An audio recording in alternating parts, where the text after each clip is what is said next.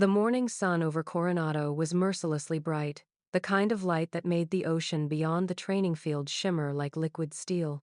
Rows of folding chairs had been set up on the clipped green lawn, each one perfectly aligned as if under inspection. The brass band was warming up near the bleachers, the muted hum of brass and percussion weaving through the salt-stung air. Every detail was sharp, orderly, ceremonial, just the way the Navy liked its proudest days. Ray Carter arrived before most of the families. He moved slowly but deliberately, leaning on a worn oak cane that had seen more years than some of the sailors standing watch at the gate. His cap was old navy blue, faded almost to gray, the embroidered anchor frayed, the brim bent from decades of Sunday. The base guards had waved him through without question. Something in his quiet bearing carried an authority that required no verification. He chose a seat at the very back, away from the chatter and the camera flashes, where he could see the stage and the neat rows of recruits standing like cutouts against the ocean light. His grandson, Ethan Carter, was among them, tall, squared shoulders, expression tight with pride and exhaustion. The trident pin on his chest gleamed even from where Ray Saturday. He hadn't seen the boy since boot leave, and now here he was, a Navy SEAL, Class 432. The loudspeakers crackled. A commander's voice carried over the field, reciting oaths, achievements, names of those who didn't make it. Families clapped, mothers cried. Ray's hands rested on his cane, his gaze far away.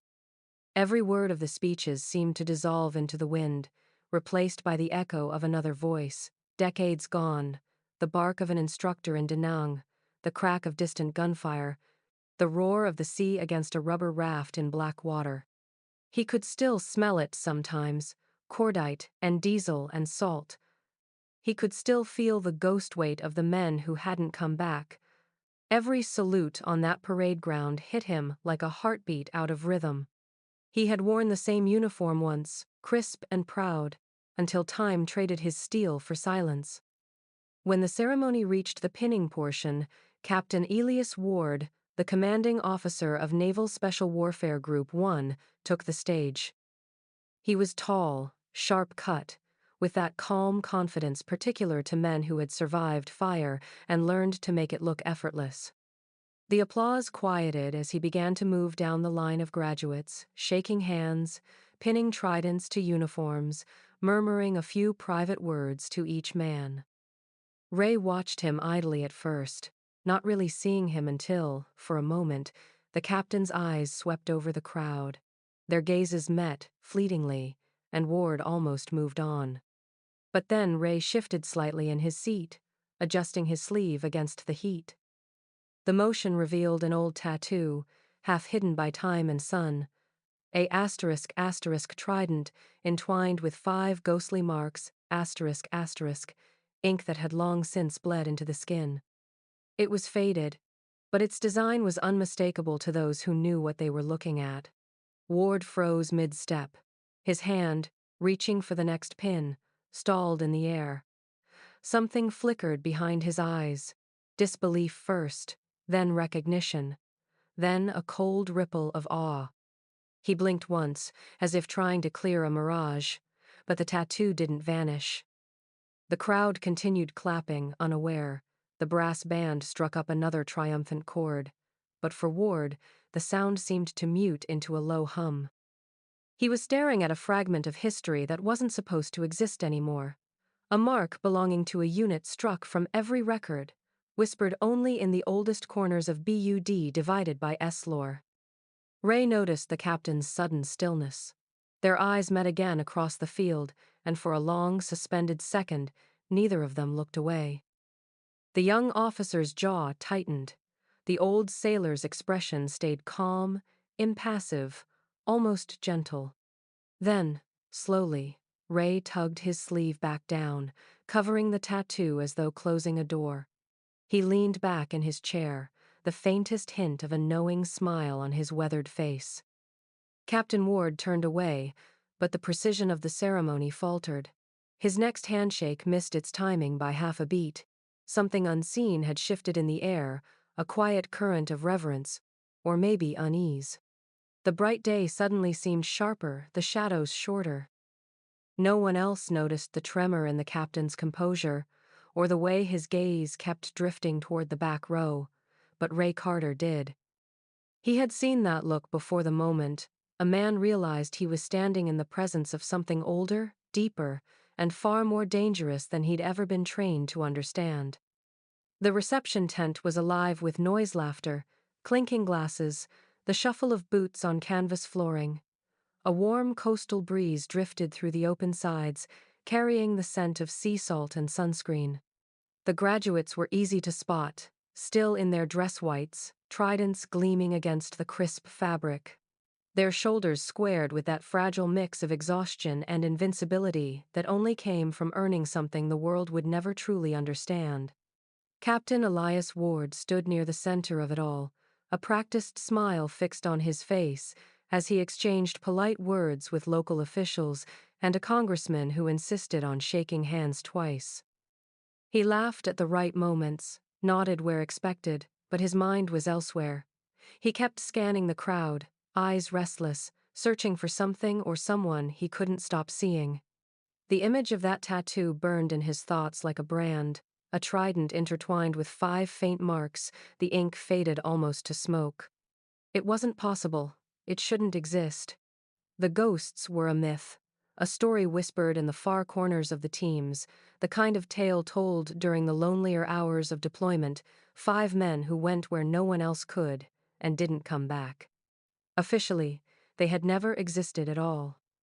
Ward caught himself half listening to a question from the congressman, something about funding for training infrastructure, but the words dissolved into static. He murmured a non-committal reply, excused himself with military politeness, and turned toward the far side of the tent. His steps were slow, deliberate, but inside his chest his pulse had picked up a steady, hollow drumbeat. Ray Carter sat where he had earlier, at a small round table near the outer edge, a plastic cup of coffee cooling untouched before him. His cane rested across his knees, his posture relaxed. He was watching the graduates with a soft, distant pride, Ethan among them, surrounded by his brothers in arms, laughing in that loud, unguarded way young warriors do before life begins to demand its toll. Ward stopped beside the table, his shadow stretching across the old man's sleeve. "Sir," his voice came out lower than intended, quieter, almost hesitant. "May I ask where you got that tattoo?" Ray looked up, eyes clear beneath the shadow of his cap. He studied the officer for a moment, his expression unreadable, polite, mild, patient. He'd been asked the question before. The uniform was different every time, the faces always younger. "Long time ago, son," he said, his voice a steady drawl softened by the years. "South China Sea, 69. The words hit Ward like a round striking armor. His breath caught not from surprise, but from confirmation. That name, that place, that year. It matched the declassified whispers he'd read once in a locked archive at Coronado. Operation Cold Dagger. The one they said never happened. The one with no surviving operators. He swallowed hard. "Sir, forgive me, but what was your call sign?" Ray's gaze shifted past him, to the field beyond the tent, where his grandson was showing his trident to a girl who'd been wading through every grueling week of training. Youth and sunlight, laughter and hope, things Ray had once carried before the world taught him how quickly they could vanish. He didn't answer right away. The silence stretched, heavy but not awkward, the kind that demanded respect. When he finally spoke, it was quiet, almost reluctant, as if saying the name again would wake something better left sleeping. "They used to call me Ghost too." Ward blinked. For a heartbeat, he thought he'd misheard. Then, the air left his lungs, cold and sharp. Ghost 2, the second of the 5, the one rumored to have vanished into the ocean after an ambush near the Vietnamese coast. His composure fractured, barely noticeable at first, a tremor in the corner of his mouth, a muscle tightening near his jaw. But the change spread, subtle and unstoppable. The captain, who'd stood steady through firefights and funeral salutes, suddenly looked like a man staring into a legend he'd only ever heard in stories. Ghost 2. He repeated under his breath, as though testing the sound against reality. He took a half step back, eyes locked on Ray's face, searching for proof, for denial, for anything that might make this moment ordinary again. But Ray simply met his gaze, calm and grounded, as if daring him to doubt. The noise of the tent seemed to fade, the laughter, the music, the idle chatter, all of it drained into silence that existed only between them. Ward felt the weight of decades pressing down, the ghost of every SEAL who had ever recited the creed whispering that he was standing before something sacred. Ray glanced toward his grandson again and smiled faintly. He did good, he said softly, almost to himself. Better than I ever did. Ward couldn't speak. The name, the mark, the history, all of it formed a storm behind his eyes. He wanted to salute, to speak, to ask 1,000 questions he had no right to ask. Instead, he stood there frozen, realizing that the quiet man he'd nearly overlooked wasn't just another proud grandfather. He was a ghost returned from the deep, and the living had no idea who was sitting among them. The corridors of the command building were quiet, the kind of silence that belonged to places where decisions outlived the men who made them. Captain Elias Ward moved through it like a man chasing a ghost, his steps quick, deliberate, but edged with disbelief. Behind him, Ray Carter followed at an easy pace, cane tapping rhythmically against the polished floor. He didn't ask questions.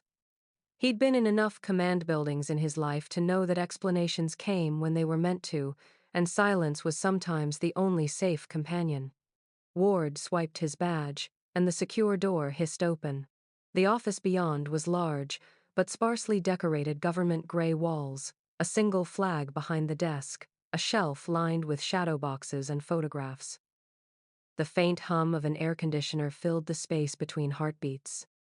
Behind the desk sat Rear Admiral Alan Monroe head of SEAL Command. His uniform was immaculate, his posture textbook, the picture of a man who had long ago become part of the institution he served. Ward stopped just inside the doorway. His throat felt dry. "Sir," he said, voice steady but lower than usual. "I need you to meet someone. I need to confirm something." Monroe looked up from a stack of reports, mildly irritated at the interruption. "Can it wait, Captain? We have debriefs scheduled." "It can't, sir." There was something in Ward's tone, not insubordination, not panic, but something deeper. Monroe set down his pen. "All right then. Who's this?" Ray stepped forward slightly, offering a small nod, his cap still in hand. "Just a guest, Admiral. Came to see his grandson graduate." His voice carried that steady calm of men who had seen too much and learned to spend words sparingly. Monroe gave a polite, perfunctory nod. "Congratulations to your grandson. Commander Ward, what exactly are we verifying?" Ward hesitated. His eyes flicked toward Ray, as if seeking permission. The old man's expression didn't change. That, somehow, gave him courage. "Sir," Ward said finally, his voice barely above a whisper. "Ghost 2." The sound of the air conditioner suddenly felt deafening. The Admiral's pen froze in midair. For a long moment, nothing moved. Then, slowly, his hand lowered the pen, then the coffee cup beside it. His eyes, sharp and cold with decades of service, locked onto Ray's face, studying the weathered lines, the steady gaze, the quiet that filled every space around him. "Say that again," Monroe said, his voice low, careful. "Ghost 2, sir," Ward repeated. "Ray Carter." Monroe leaned back in his chair as if the air had thickened. His gaze never left Ray. The old man said nothing, only met the Admiral's stare with patient indifference. "Jesus Christ," Monroe breathed. He rose slowly, the chair legs scraping against the floor. "You're telling me you're times him, asterisk." Ray tilted his head slightly, the faintest ghost of a smile tugging at his mouth. "That depends on what you think times him times means, Admiral." Ward stood frozen, watching the two men, one legend, one leader circling the truth like soldiers afraid to step on a mine. Monroe exhaled, shaking his head. Ghost team, he said softly, as if invoking a prayer. 5 men. Covert UDT, SEAL Hybrid Unit, Operation Times Silent Rain, Asterisk South China Sea, 1969. He looked at Ward, his expression hollow. They were sent to neutralize a Soviet communications relay under development, a new class of undersea tracking network, classified above top secret. The mission was never sanctioned through regular command. CIA oversight, black funding, every trace of it wiped from record. He turned back to Ray. They said all 5 were killed, every single one.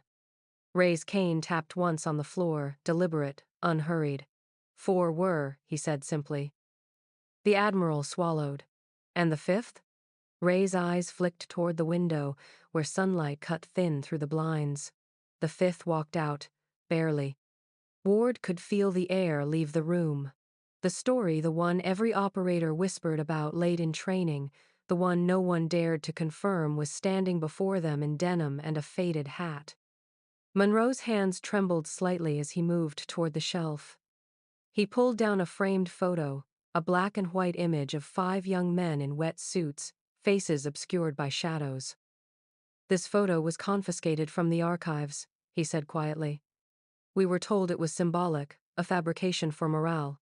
You're saying this was Time's real asterisk? Ray glanced at it. It was real, he murmured. Too real.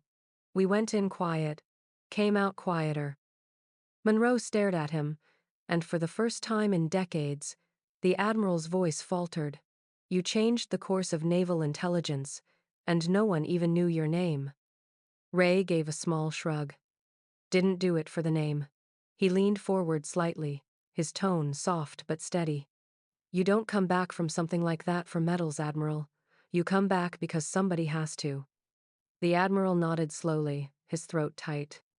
For 50 years, he whispered. 50 years, you were just living, Ray said, cutting gently across the thought, watching the waves, waiting for the noise to stop. For a moment, all 3 men were silent. The hum of the air conditioner filled the pause, the weight of half a century pressing down on the room. Ward's hands were still at his sides, clenched without realizing it. Monroe finally lowered his gaze, his voice filled with reverence that bordered on disbelief. You were supposed to be dead. Ray smiled faintly.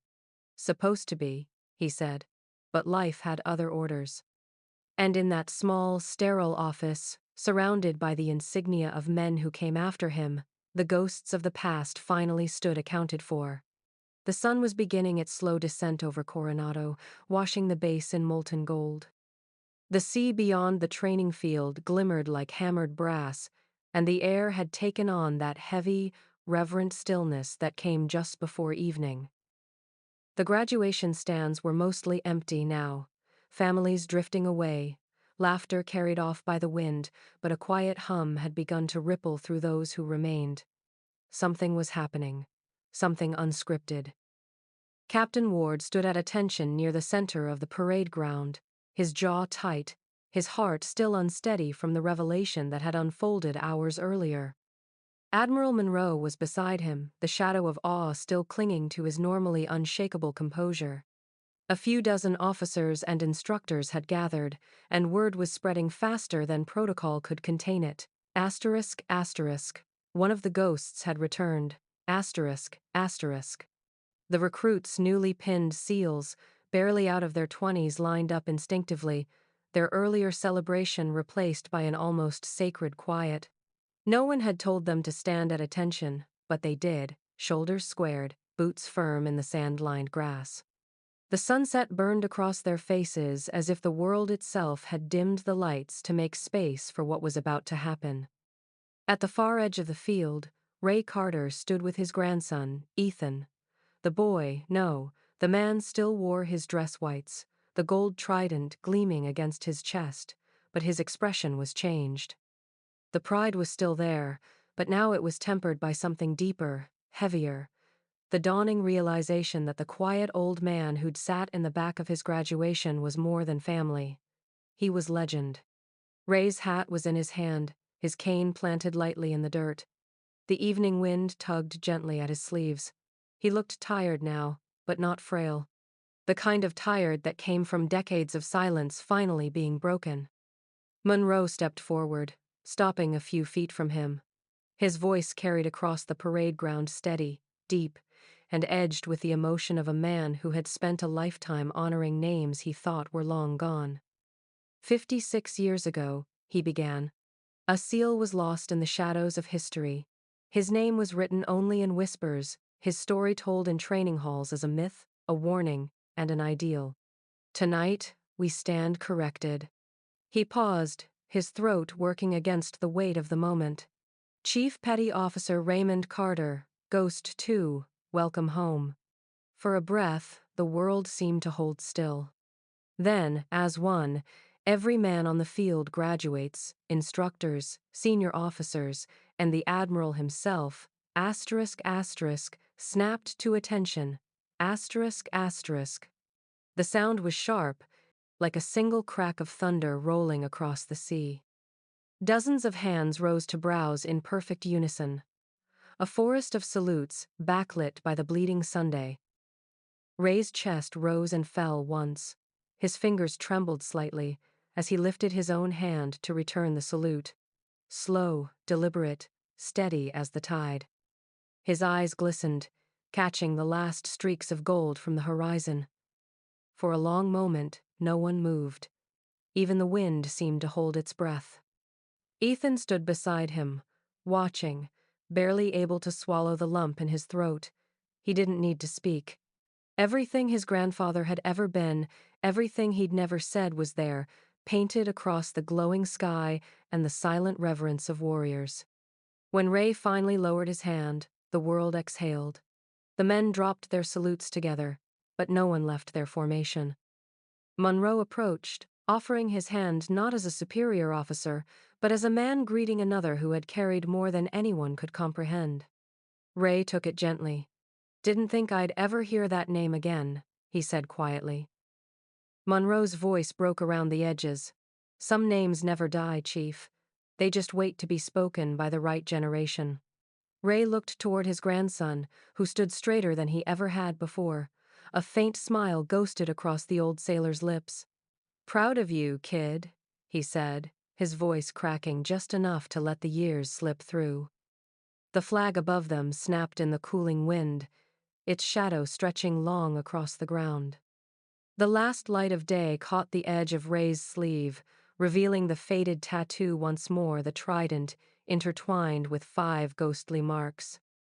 The ink was pale now, the edges blurred with age, but its meaning burned bright as ever. As the sun sank into the Pacific, it painted the field in crimson and gold, and the image lingered, the legend standing among the living, the past saluting the future. The ghosts were finally at peace, and the old sailor, at last, was home.